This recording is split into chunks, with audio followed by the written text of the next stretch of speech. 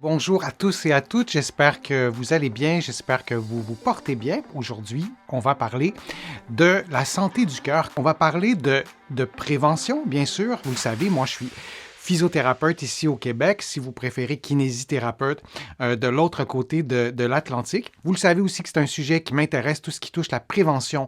J'en parle abondamment dans mes livres, particulièrement celui que vous voyez au centre, Lève-toi et marche. Que peut-on faire pour s'activer, pour bouger un peu plus? Dans Va prendre l'air, évidemment, on pense aux poumons, mais les poumons, c'est étroitement lié à la santé du cœur. Il y a un chapitre qui s'appelle Thérapie de couple, couple pour le couple cœur-poumon. Donc, c'est un sujet que j'ai abordé dans mes livres qui me tient à cœur, c'est le cas de le dire. N'hésitez pas, si vous avez des questions, vous me les posez dans le fil de discussion. Quels sports sont les mieux adaptés? Alors, qui est une excellente question. Les sports adaptés pour prendre soin de votre capacité cardiovasculaire, de votre cœur et de vos vaisseaux sanguins, ces sports sont des sports qui vont faire en sorte que vous allez respirer plus vite. C'est le seul critère pour ce qui est de la santé du cœur et des vaisseaux sanguins.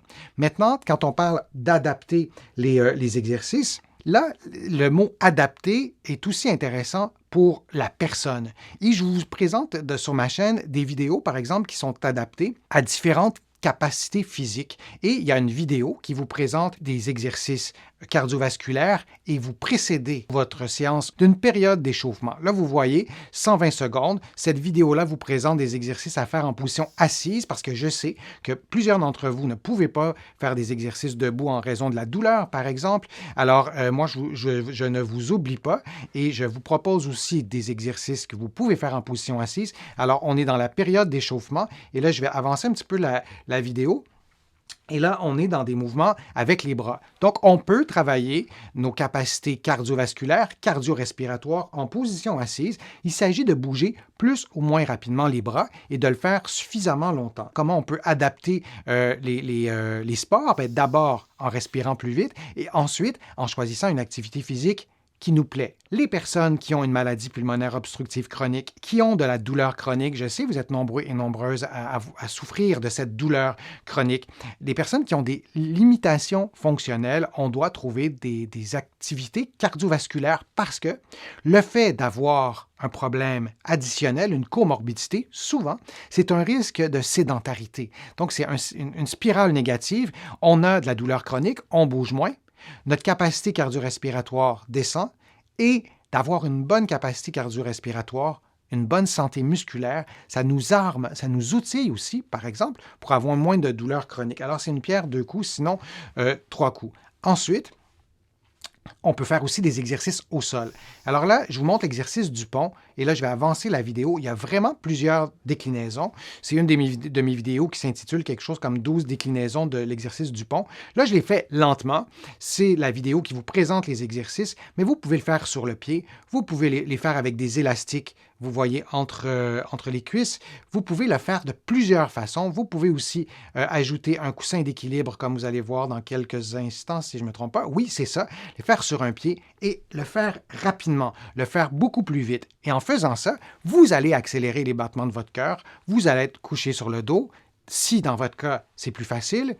Et peut-être que la réflexion aussi, vous allez peut-être la faire pour un proche, pour votre mère, pour votre père, qui est dans un EHPAD ou qui est dans un CHSLD, qui sont parfois, excusez le mot, mais entreposés dans ces endroits en position assise ou couchée toute la journée. Bien, on peut faire ces exercices cardiovasculaires avec ces personnes en suivant les recommandations du médecin. Il est assez rare que le médecin dira « Ne faites pas vous bouger votre mère ou votre père, c'est vraiment pas bon pour son cœur ». C'est plutôt l'inverse. On doit seulement adapter l'activité physique aux capacités physiques de la personne. Alors, il y a 1001 possibilités de faire une activité physique qui stimule notre cœur, nos poumons. Moi, je vous incite vraiment à en faire et je vais vous poser une question. Vous allez répondre dans le fil de discussion si vous le souhaitez.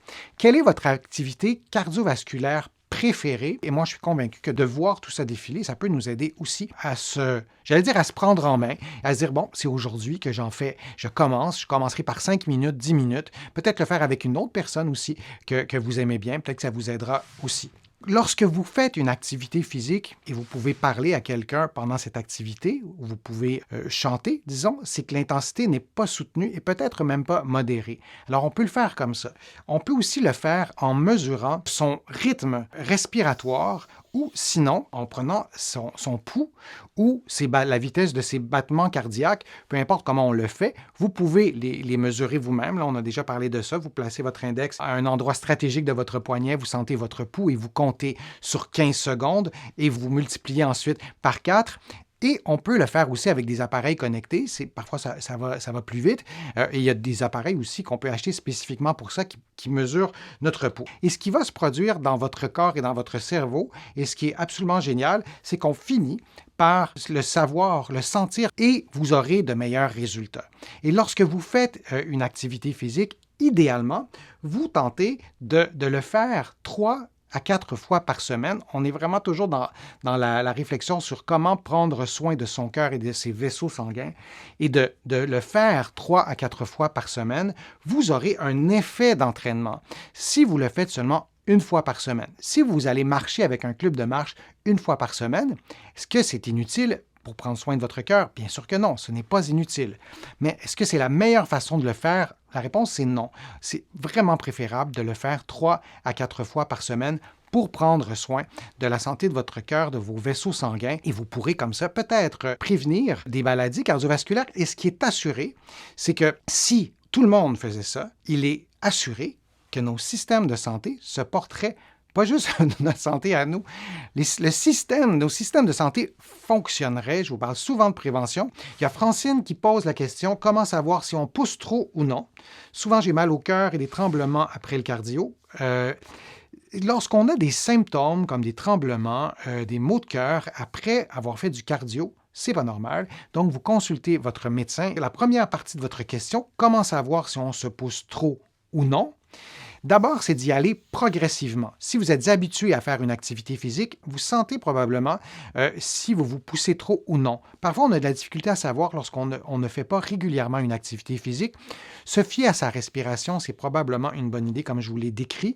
Donc, d'être capable de parler en même temps, de ne pas tout de suite aller chercher des niveaux d'intensité élevés et d'y aller progressivement et d'y aller dans des doses qui sont normales, entre guillemets. Donc, quand on a fait un 20-30 minutes d'exercice cardiovasculaire et on n'est pas un athlète, on n'en fait pas nécessairement régulièrement, ça peut être une bonne façon de commencer, de le faire peut-être un jour sur 2 aussi, ça peut être une autre façon, et d'écouter son corps parce qu'on peut avoir un essoufflement, mais nos muscles aussi peuvent être épuisés. Et si vous êtes courbaturé pendant plus de 24 heures après l'activité, peut-être que la prochaine fois d'y aller un peu moins fort. Et là, on parle d'activité physique, pas dans un contexte d'une volonté d'entraînement athlétique, mais dans un contexte pour prendre soin en fait de sa santé, la santé de son cœur et la santé de ses vaisseaux sanguins. Donc, je vous remercie de votre attention. C'est toujours stimulant d'échanger avec vous.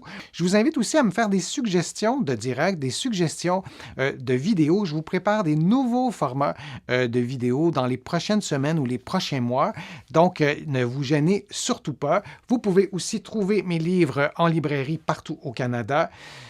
En librairie, bien sûr, mais aussi sur le web. Vous pouvez les trouver aussi de l'autre côté de l'Atlantique. Certains de ces livres, vous allez les trouver en librairie, notamment dans l'Hexagone, mais aussi dans d'autres pays de la francophonie. Et vous pouvez les trouver aussi à la Librairie du Québec à Paris. Moi, j'aime bien qu'on encourage les libraires.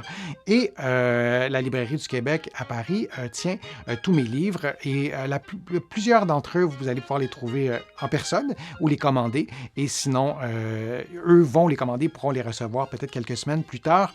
Alors, prenez soin de vous et puis on se revoit pour un prochain direct et on se revoit peut-être, ou vous me reverrez peut-être dans une prochaine vidéo sur YouTube. À bientôt.